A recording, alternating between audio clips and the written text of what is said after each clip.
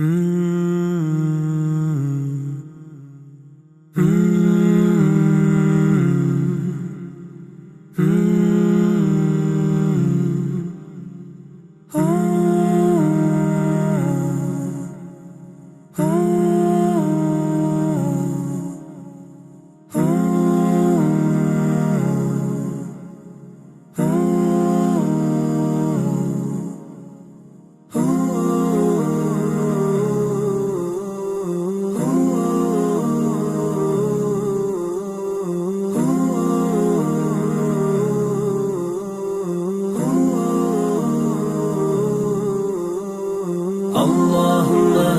صل على سيدنا محمد اللهم صل على سيدنا محمد لا لا لا لا لا لا لا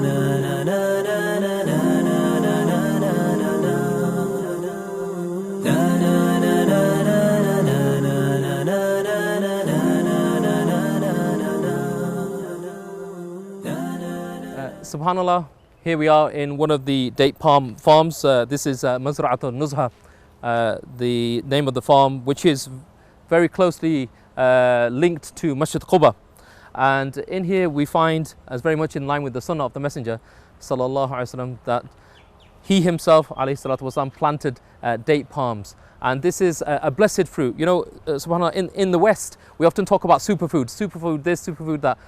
Actually, when it comes to it, for us, we should really think about our superfoods, subhanAllah, here are very much found in plenitude here in Madinah al-Munawwara, the ajwah dates. Amazing, as we were reading from the ahadith earlier, that these are a source of cure.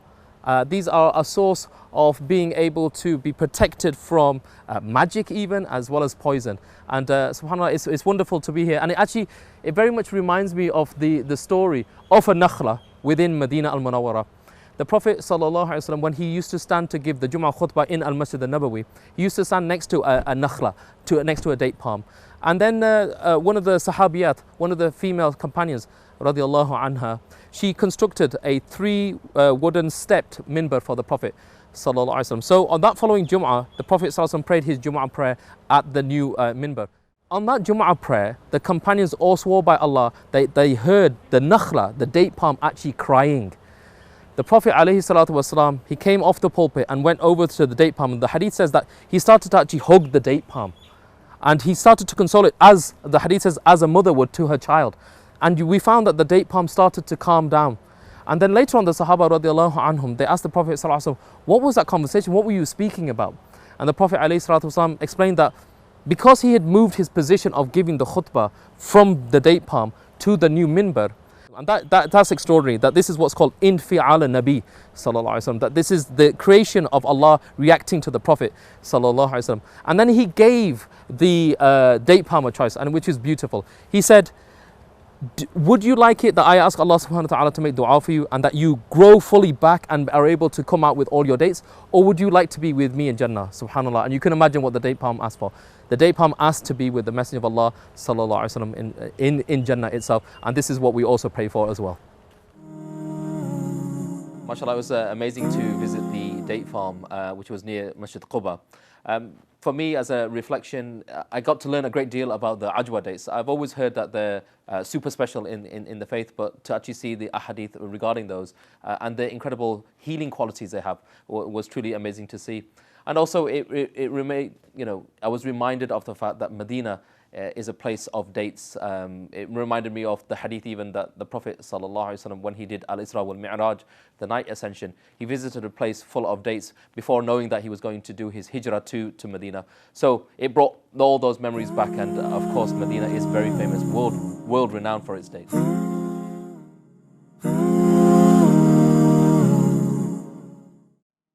We were talking about earlier how Allah subhanahu wa ta'ala instructed Maryam alayhi salam at the period when she was giving birth to Isa alayhi salam, a point which was so painful for her that she's quoted in Surah Maryam as saying that, I wish that I was dead, that I was a thing unknown or forgotten. SubhanAllah, that's how much pain she was going through. A young girl, some of the Mufassirun say maybe she was even 14 years old. She goes to a Makanan Sharqiyya, to an easterly point of Masjid al-Aqsa, which is the Bethlehem. And she gives birth to Isa alayhi salam at the foot of a date palm. At that point, Allah subhanahu wa ta'ala revealed to her that there's an aina, that there was fresh water spring next to her to keep her hydrated. And then Allah subhanahu wa ta'ala instructs her to shake, huzzi ilayki bi jid'i al-nakhla, to shake towards yourself the date palm trunk, subhanallah. You know, and here I am.